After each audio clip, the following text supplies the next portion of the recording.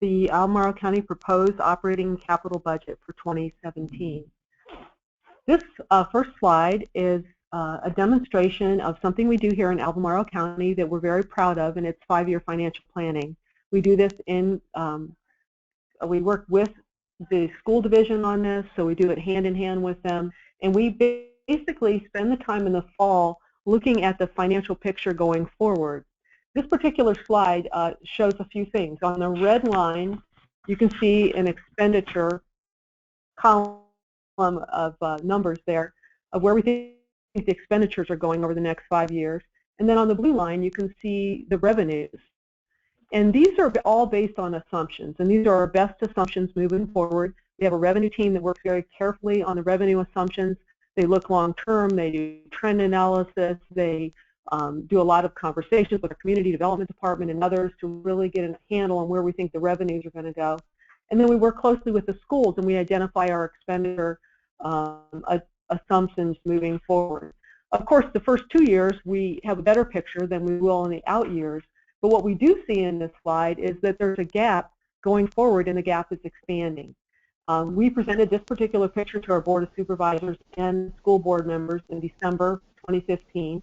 And you can see in the table below that the gap in fiscal year 17 at that time was about $5.4 million. And then in the bottom line, where you see the arrow across, you can see where that gap is growing out to 10.3, 15 million, 19 million, and then 22.8 in the out years. So the other thing I wanted to point out about this chart is you can see the two asterisks on fiscal year 17 and fiscal year 19.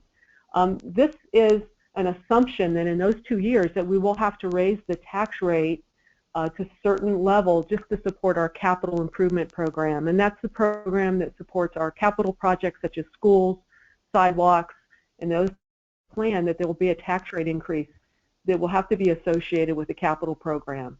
So this is very important in that it does show a gap moving forward. This is something we've been talking about for the last 2 years with the board and the school board and others. And this is very important for us to figure out a way over the next couple years that we can start actually solving the gap and actually changing the slopes of the line. Move to the next slide here.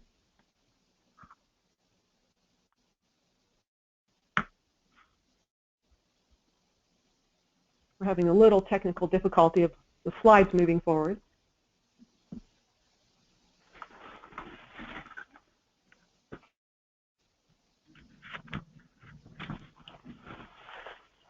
Now this next slide, the first thing we wanted to talk about is we do have a financial gap moving forward, and fiscal year 17 is the first year that we're working towards addressing that gap.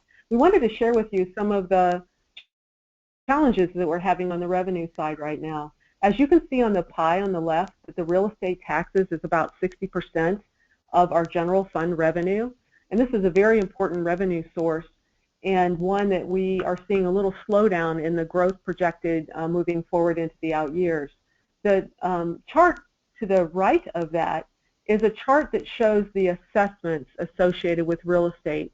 As you know, with real estate, it's the assessment and the tax rate that brings in the revenues from this particular source of revenue. And you can see during the chart shows, I believe it starts at 2008 and goes out to fiscal year calendar year 19, and you can see that the assessments, this is a chart of the actual assessments during the recession, were dropping in Albemarle County for many years there, and even after the recession ended.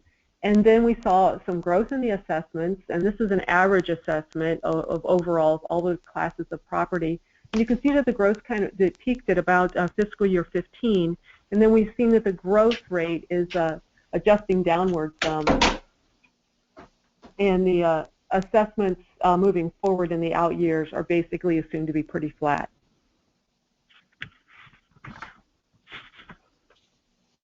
This next chart takes it a little bit further, and so again, property, real estate taxes are a very important revenue source that we have, and this shows the two dimensions that are part of that revenue.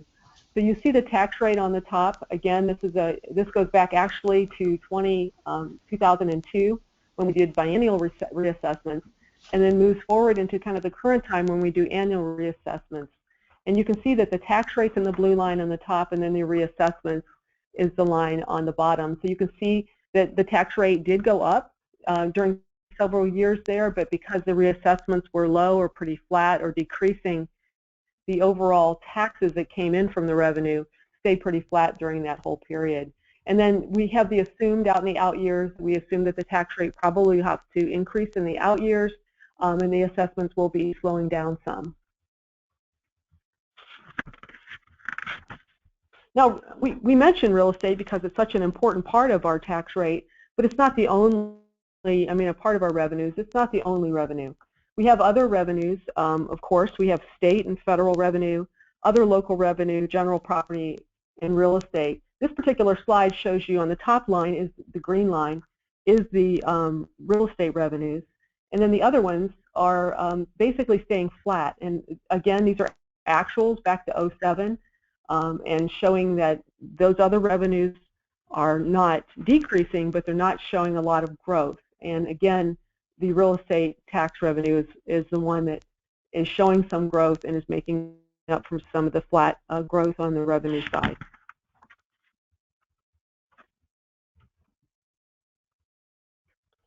This next slide is, I'll slow down and talk about this a little bit. This is one that shows the duration of the U.S. post-World War II expansions in the U.S. economy.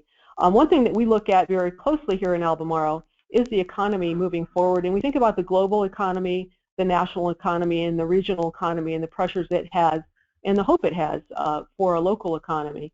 This particular chart shows the expansions after recessions going back to 1980 and down to 2001. And so you can see that after a recession, the American economy will have a period of expansion, and then it'll have another recession. So it's just a natural business cycle. And the red column, which is the latest expansion since the Great Recession, has extended to quite a long time. The expansion hasn't been as strong as a lot of people had hoped it would be, but you can also see by the bottom three lines that there hasn't been many years that the expansion has been much longer than we have right now. What I'm trying to say with this slide, and what we're concerned about here in Albemarle County, is that the expansion, it might be time for a change in the business cycle, and that we don't believe it's going to be a great recession or anything like that, but the business cycle may change again, and we may have a slight recession or just a slowdown in the economy just based on the length of time that there's expansions historically.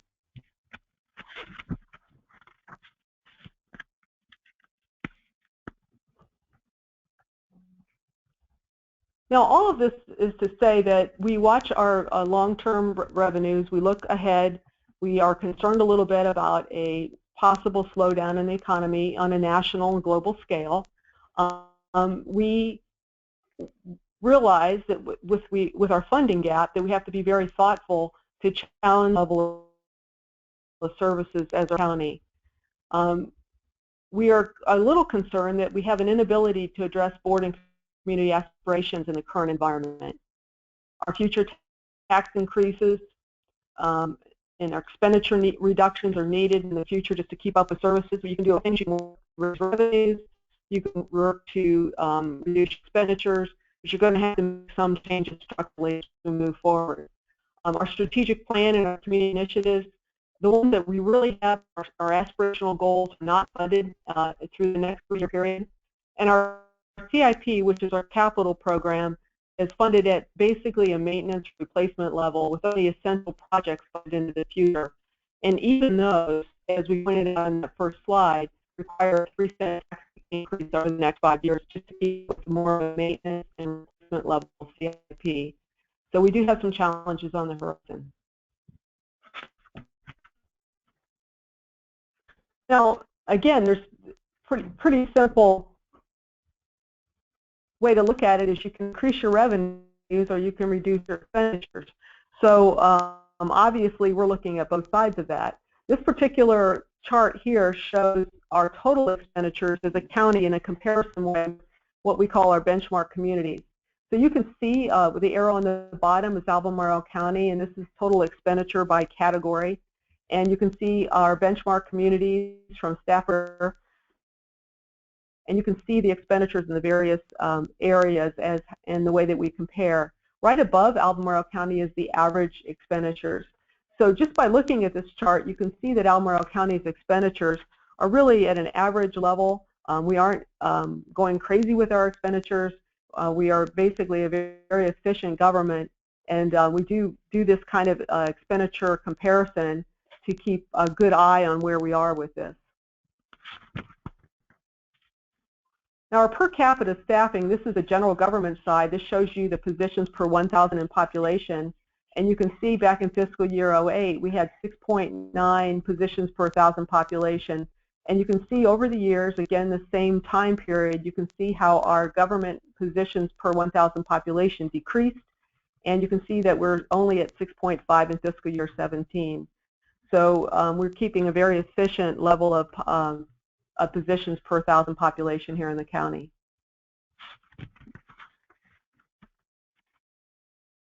The other thing I'd like to mention is there's a lot of efficiency work that's been done in the past. We've had resource allocation studies done both at the schools and the general government in the past, and we've done a lot of work in various areas.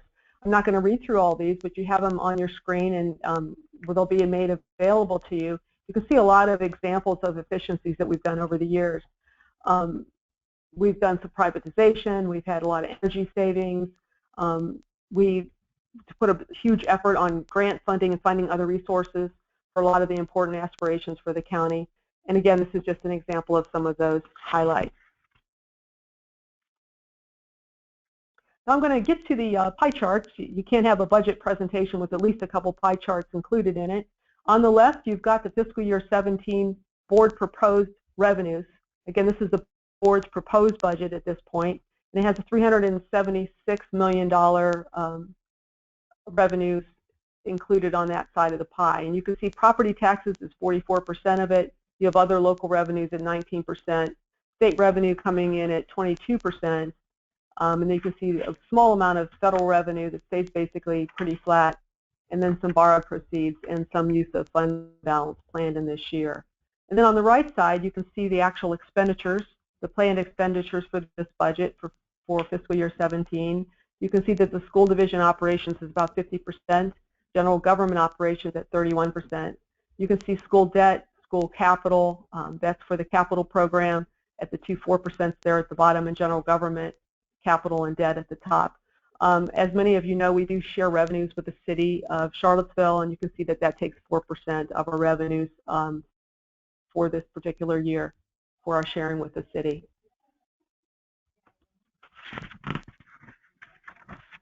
When we put this budget together, we set very specific budget goals on how we wanted to put this annual budget together. We had to think a lot about our 5-year financial plan and how it fit into the plan. The main thing that we want to do is make sure that we met our current commitments and obligations and mandates. We also wanted to minimize any impacts on current level of services. There's no new positions on the general government side in this budget, but we wanted to make sure that we minimize any of the impacts on current services for our citizens. And then we decided this is the year we really wanted to hold the line on our existing expenditures as we make a conscious effort to do a 2-year fiscal plan in the year ahead, and to really work on solving this gap and actually bringing these lines, the slopes of these lines, into alignment. We wanted to spend the year going out into the community and using a tool called community priority-based budgeting, work with the board and the citizens to prioritize what we're doing with our budget as far as whether or not we want to increase revenues, changes in how we want to do our expenditures, and how we want to prioritize things as we move forward. We want to really invest in meaningful solutions, and we do have some investments in this budget on moving this forward. We have an efficiency study. Again, we did one in 2009 with an outside firm that came in. This year we want to do it again, and hopefully work with the city of Charlottesville in that effort. And we really want to move forward with a realistic 2-year fiscal plan. We do 5-year financial planning in the county, and we do annual budgeting. This year, as we move forward, we really want a fiscal plan that's balanced over the next 2 fiscal years. And as we move into fiscal year 19, we'd be moving into a balanced, more balanced approach to this. I know I did this very quickly.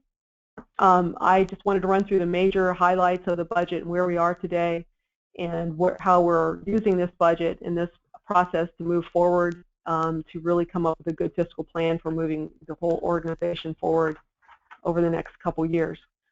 Basically, we're taking action now to address our longer-term budget imbalance. We are going to work over the next year to establish clear board and community priorities, hopefully using a priority-based budgeting tool that's used throughout the United States. And we need to align our tax structure and our service level to the county's desires, values, and priorities, strengthen the focus on growing our non-residential tax base, and we do want to engage the public in our tough choices to determine our future. And really appreciate your involvement today and being involved in this webinar, and that you hopefully will stay engaged and work with us as we work towards solving the long-term budget picture for the county. I want to thank you for your attention, and I have some very knowledgeable folks here in the room who would love to jump in and be involved in this webinar and answer any questions that you may have. Thank you, Lori. We're now going to begin answering the questions submitted during today's presentation. As a reminder, you can still submit questions through the questions pane in your attendee control panel. Our first question is, what increase in the tax rate do you assume per X% or X number of new people moving into Albemarle County? I'm looking at my great team of brain trusts across the table from me here today.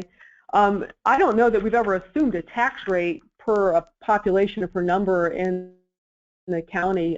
We've never based it on that. We really, moving forward, look how the revenues are coming on their own and put that together. So basically, we don't have a specific increase per new people moving into the county. I'm just looking around to see if I'm here. I'm getting the nods across the table, so hopefully that. All right. Next question. What are the major impacts of this budget on the county's capital program? Well, the capital program continues to focus on meeting our mandates and maintain our existing infrastructure replacements. Only essential projects are currently funded in the CIP, and even so, even with that, it'll still require a 3-cent tax increase, we believe, over the next 5 years. Again, that's a projection, and we still look out in those years, and if revenues come in stronger, we wouldn't do that automatically. We're also having a conversation with the Board of Supervisors coming up to look at a bond ref adjustment to this capital program. They may amend it and may look at going to the voters with a bond referendum to add some more non-essential and some more actually very critical school projects and other projects that we believe need to be funded in the CIP for our community. Okay. How will the school division be affected by this budget? Well, the school division's operations budget has an increase of $8 million or 4.2%. The local transfer to the schools is an increase of $3.3 million over last year's adopted budget. The school's budget had a gap still, even within this budget, of about, I believe, $1.1 million now. I know that they've just gotten some new numbers from the state, so they may have some more help there from the state's budget, but I haven't had a chance to talk with them or work through to see how that's going for them.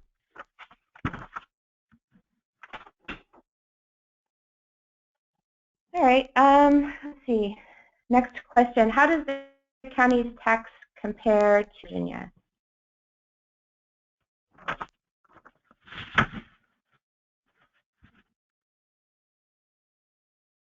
Well, our current tax rate is 81.9 cents. And when you think about the impact of revenue sharing, some people consider the county really is actually operating on a 10.5 cent lower rate, or 71.9 cents, because of the amount that we allocate to the city of Charlottesville each year. But nevertheless, even at 81.9, we are kind of in the middle of the pack. It depends on who you're comparing it to. If you look at just the region around here, I think the city's at 95 cents. You have Flavanna at 88.9 cents, Orange at 80.4 cents, Green's at 75 cents. Madison's at 68 cents, Louisa's at 72.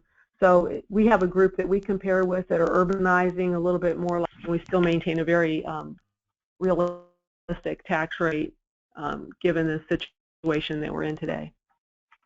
This question says, you mentioned the revenue sharing agreement, and they're wondering if you can discontinue that. What are our chances of getting out of that agreement? Well, the revenue sharing agreement is legally binding, and it was set in motion, I believe, back in the early 1980s, and would take a vote by both citizens of the county and the city to make a change in that agreement. We don't believe that that's a possibility to change that, so it's not necessarily a bad thing either. I mean, we do have to share revenue with the city based on this agreement, but it does help the city to remain vibrant, and the city is the core of the county.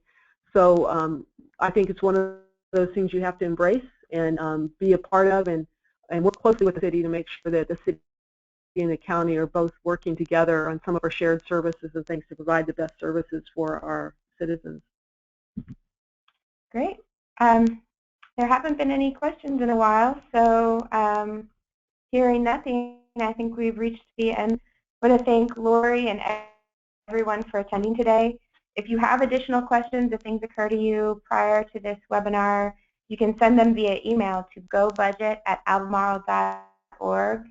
Comments will be aggregated and forwarded to the Board of Supervisors, and if you have a question, we'll route that accordingly. You'll also receive a follow-up email within 24 to 48 hours with a link to view a recording of today's webinar, and the link will also be posted on our website at www.albemarle.org/budget as soon as it's available. On behalf of Albemarle County, thank you for joining us today, and have a great